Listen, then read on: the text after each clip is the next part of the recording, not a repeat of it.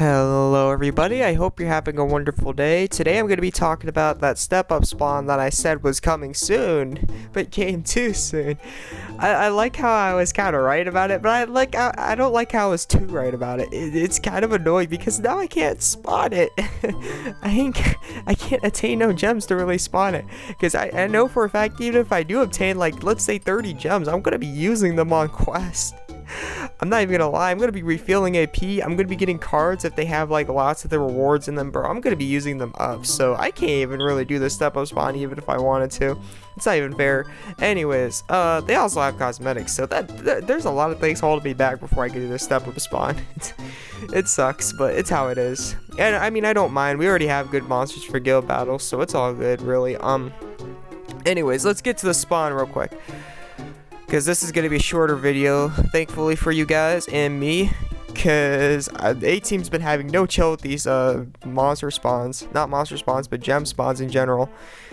Alrighty, so nice little thing they got going here is it's not cost 23 or higher SSR rates up, it's cost 24 or higher SSR rates up, so you have to worry less about gear and more about the monsters that you're trying to get in the very end, because all the monsters that are going to be guaranteed throughout the step up spawn when you hit the third step is going to be cost 25 or higher in their SSR phase, so that's less gear you got to worry about rates up on and more monsters you got to worry about rates up on. That's so awesome. Thank you, A-Team. You're such a lovely person to work with. Just right now, I'm not gonna say like in general, but just right now, because you really be helping me and well, not me, but other people out. Alrighty, so yeah, it's a 46 gem step up spawn. It is the most, as far as I can think, free to pay to win friendly possible. Like free to plays can do this and get some pay to win stuff like right here. That's what I'm saying. Like, it is the most free to play, pay to win friendly spawn possible. It's 46 gems and you're guaranteed a cost 30 or higher monster that does not appear in the rare spawn, does not appear in the video point spawn, doesn't appear anywhere in any of those. 46 gems for one of those guaranteed. Usually you'd have to get like summoning scrolls, or you have to wait for the share bonus, or let's say you have to do divine grace, or maybe like a step up that has medals instead. Having those opportunities, having those chances, usually treasure spawns, and you know how those go, and they're annoying and blah blah blah, this blah blah blah blah. No, not today. A-Team just said, hey man, 46 gems and we got you. It's all good. So that's what I like about the spawn. Most free to play, pay to win friendly spawn possible. Alrighty, so first of all, let's cover the monster before anything, because I almost forgot about the monster. This monster right here, don't even worry about the Dermot right here, the reduced stats of all allies by 30 for 60 seconds. That's to enforce, again, the star Great Unison, because it casts Kismet on allies, and it's kind of stupid because, again, all these monsters are free pay to win. So A-Team, I don't know what you're thinking. There's a lot more, I'm talking like a lot more free to play players out there than pay to win. So I don't know what was the point in even thinking we're doing this.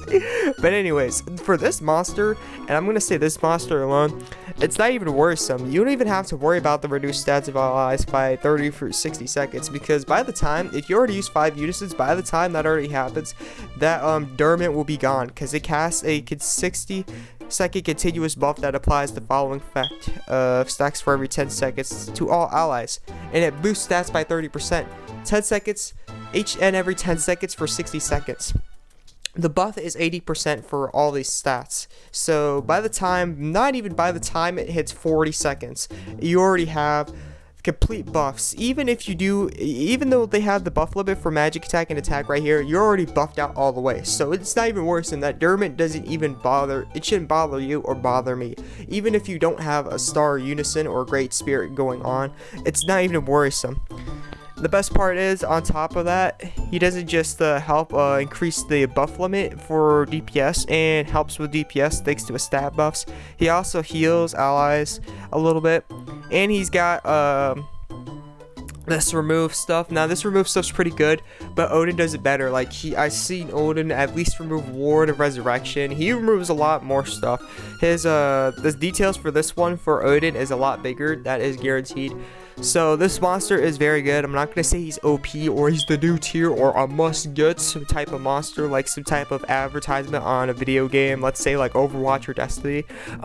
He's very good. If you get him, good job, nice pull, but honestly he's not like top tier, so he's not too worrisome, but he can be useful, none of the doubt. Nevertheless, he can be very useful.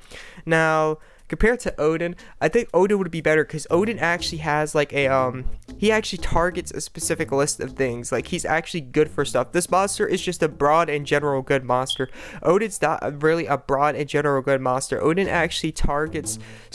Odin can actually, with his abilities and what he has going, he actually is used for a certain amount of things. Like he's actually targeted under a certain amount of things. Like he specializes, he's good for those certain amount of things. This monster is not. His skills are all over the place. Like there's a gap between gap.